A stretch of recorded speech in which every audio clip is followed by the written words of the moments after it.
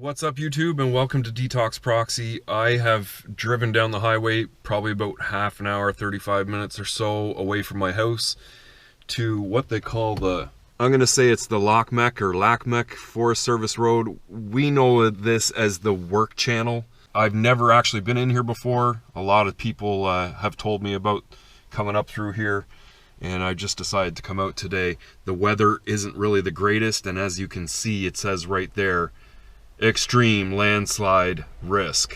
I think I actually see like a YouTube sticker on the corner of that sign. I'm gonna get out and take a look at this stuff.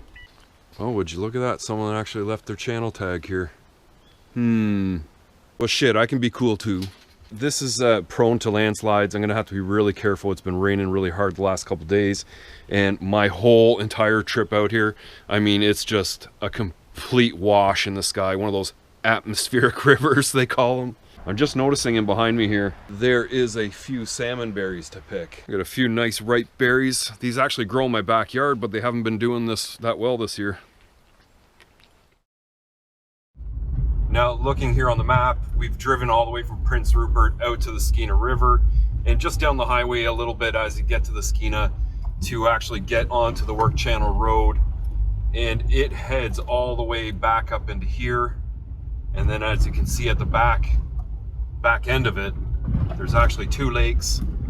One is up into the mountains a little bit. It looks like you have to actually take one of the logging areas and get up in there and walk through the forest a little bit.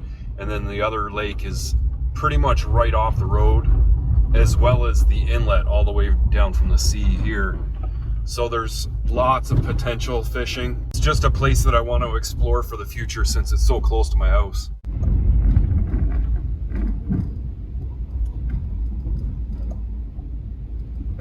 The road is actually pretty flat most of the way. I mean, there's plenty of potholes and places you need to slow down for. But for the most part, it's been pretty good so far. It's also nice to get back up in here, and it stopped raining completely. I guess down in this valley is just another breaking point. Now I'm really starting to wonder how short this road is. I was gonna say how long, but I'm about, I think 8 or 9 kilometers down the channel road, and as I look on GPS, I'm about halfway through it already.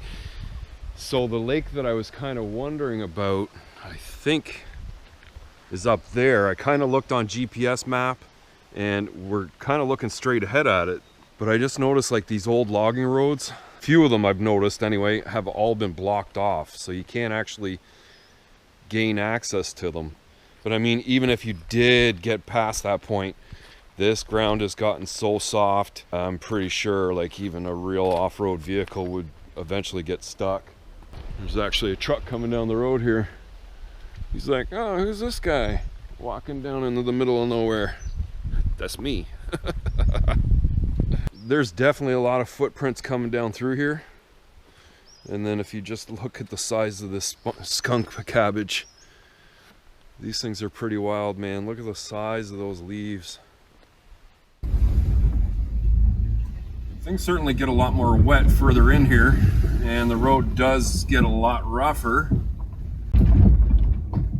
I've had 2 trucks come the opposite direction and go past me back out to the highway. So I don't know if anyone else is going to be out here, but I've decided to drive right down to the main water that comes down here, because it's the furthest point out. There is a fork in the road a little earlier down that'll take us up to one of the lakes. And actually, I'm just getting to the point now. I can just see the water ahead there through the trees. So we're almost at the end of where we should be able to go anyway. Yeah, it's pretty rough through here. Well, this is definitely the main body of water that I want to come down to. And the water is really nice and smooth right now, really calm. And the cloud covers come really low. The clouds are just like rolling over these hills or mountains, small mountains anyway.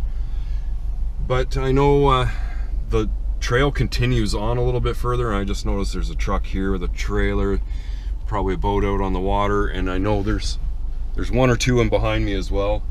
So maybe I'll try because this road does go a little bit further, I know, and I'll try and drive a little bit further down just to see if there's a good spot we can take a good view of this place. Well, I mean, someone brought a Jetta down here, so kind of gives you the idea of what you can try and get down here anyway. They probably rubbed a couple times on the way in. Oh, there's a nice signboard up here. Maybe we'll get out and take a look at this. I didn't really expect to see any signboards out this far, or parked cars for that matter. This is a lot more signs than I expected to see. Obviously there's some European green crab that we don't want that guy here. And then it talks a little bit about welcome to the whale trail work channel. And if you can see on the map, I mean, this basically all goes around Vancouver Island, but we're way up here. So this channel of water actually comes right down in here, and we're at this point at the end of it right now. And this has got a bunch of information about the bigger marine life that's here. I guess boaters are able to launch from here, and they just got to be aware that there is sea life that comes into this harbor. And then it's illegal to feed seals and sea lions. Well, actually it's illegal to feed all of wildlife, I'm pretty sure. And then I'm guessing this down here is just a little boat launch. Ooh, it's a little campsite as well. That would be fucking awesome, actually, now that I think about it. But yeah, definitely a spot that you can get your boat down in the water right here. And then right here, it's kind of a muddy little spot, but it is a little campsite that you could actually use. And it looks like people were just using it because that wood looks actually pretty dry. I'll take a little walk closer down to the water here. It looks like this is probably about mid-tide, because you can tell the water's coming up to about here, and it's right here at the moment. It's very calm here right now. There's very little wind. As you can tell, my audio is coming through quite clear. And all I could really tell for wildlife at the moment, a couple loons out there in the middle I could tell. And looks like that might be a crab pot out in the water there. Man, what a nice spot to get on the water though. And I guess really I'm going to be scoping this place out for a couple more campsites if I can. I'm going to drive a little bit further down and see if I can find something I really like, because this is really close to home, and it just makes, yeah, those are loons for sure. It just makes so much sense to have a couple locations that I can come right here and be able to just jump into the woods, camp out for a few days, and then be like 35-40 minutes away from my house. I just came up that little hill, and there's actually a truck parked in there with a tarpon behind it, so it looks like someone's camping. And then there's a third campsite right here. We get some kind of boardwalk in here. It got so bad.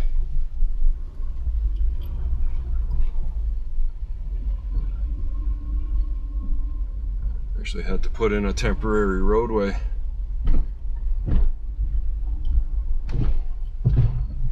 think that might be a trail, just a little walking trail. Another potential campsite right here. I don't like how they're right next to the trail, but oh yeah, there's people actually down here. That's pretty wild.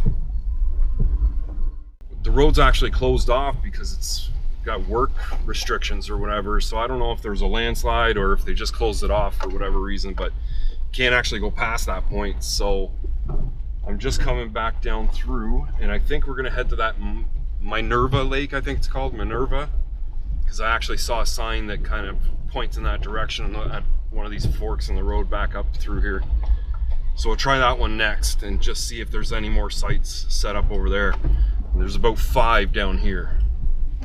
So I come back down the main fire road and then come up this Minerva trail all the way to this point.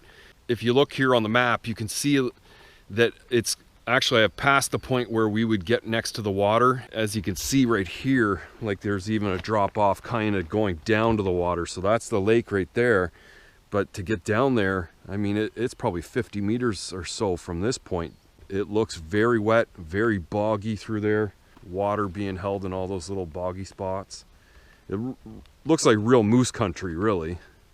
Because I'd really like to get a kayak eventually, and I don't think it's going to happen this year. It's something I'm going to have to put off till next year just because I went without work for 6 months. But these are the type of bodies of water that I want to learn on. So smooth, and you know, no large marine life like the ocean. And I think, you know, if I learn in places like this and be able to camp alongside, do a little bit of fishing, it's going to really do something for me. Yeah, so just coming back down out of here, I mean, there's not really many open spots to have a look, but the water's just through the trees there. And I mean, you can see how rocky this is going all the way down. From what I can tell, like, I just haven't found any access along here. And then the road starts to turn away from the water. So there might be another spot a little bit closer, but there's no definitive spot where people have been going down, that's for sure. Yeah, that's even probably worse. Now for this other Lakmak Lake, or whatever, Lakmak, it very well may be inaccessible. The same kind of way it is here, except that lake is a little bit higher from what I can tell, and it might just be like, you know, 50 to 100 meters up through the woods to try and get to that site. And I think I'm going to head in that direction next, just to see how, you know, we can probably get a pretty good viewpoint from on the side of the mountain anyway, so it might be good to take some photos. But I think I'm going to head there next. I don't imagine we're going to make it all the way up to the lake because it's already mid-afternoon. I can't believe I spent this much time out here already.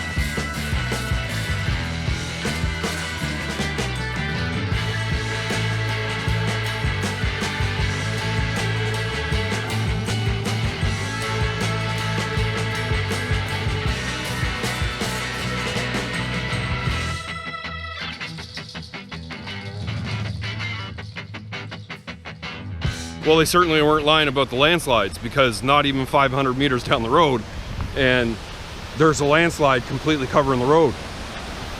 And kind of nice that I did drive up in here, because there's this nice little waterfall, little mountain creek running down here.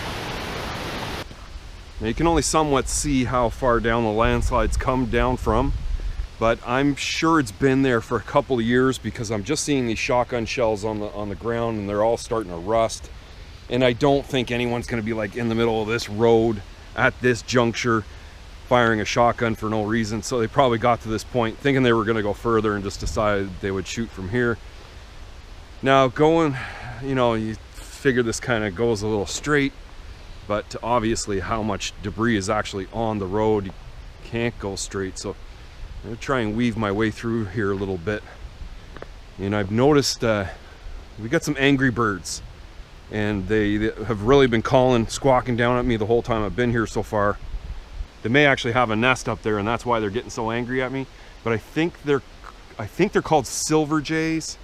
I'll put up a picture and their name right here, because they're definitely a jay, because they got that little peak on the top of their head, and they're like black and blue. I'm gonna try and not slip my way through here. Actually, it seems like they finally calmed down. They're all like chit-chattering. They're just having like a little chit-chatter with each other. They're definitely a lot more treacherous than I thought it was going to be, and I probably shouldn't be over here, but And really get a good idea of how much is actually dropped down from up top there. I mean, it is a ton of debris.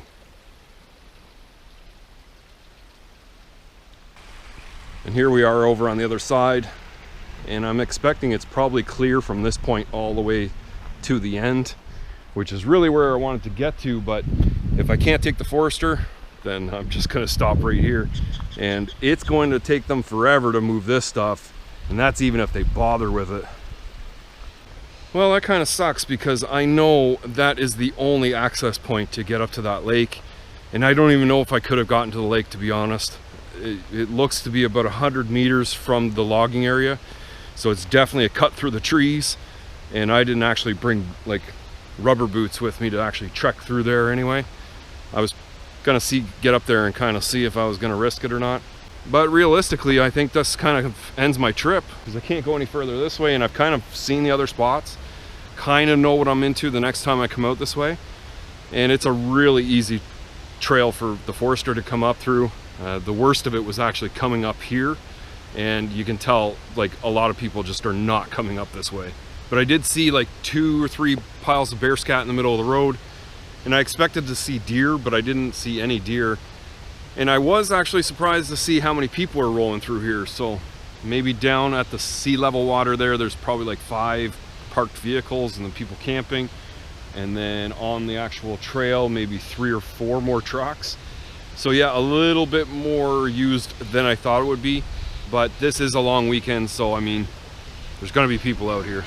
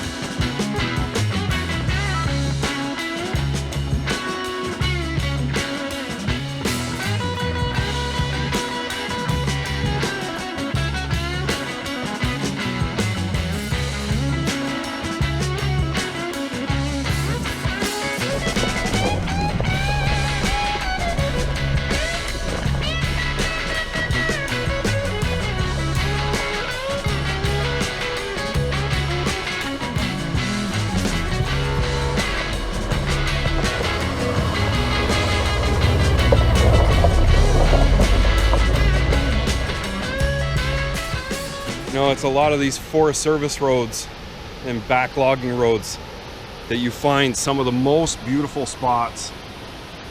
Look at the water running down through there. Just the moss on all the rocks right in front of me.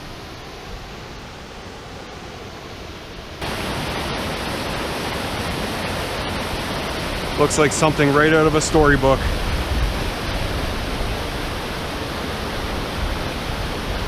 Just look at the water cutting right through the rock.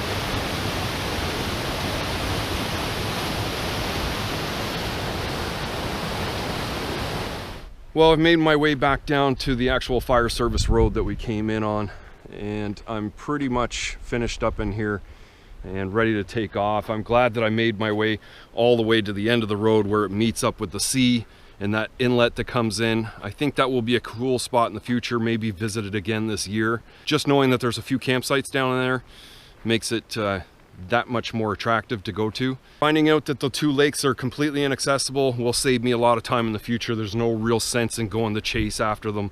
Even that Minerva Lake, I mean, I might be able to get down to the lake, but there's no way in the future could I ever get a kayak down there. It would be nice if someone actually started cutting down some of the growth that's through there and actually had a little trail going down to the water, but you know, there's lots of other places to go. So if you like this video, thumbs up, hit the like button, and I will see you in the next one.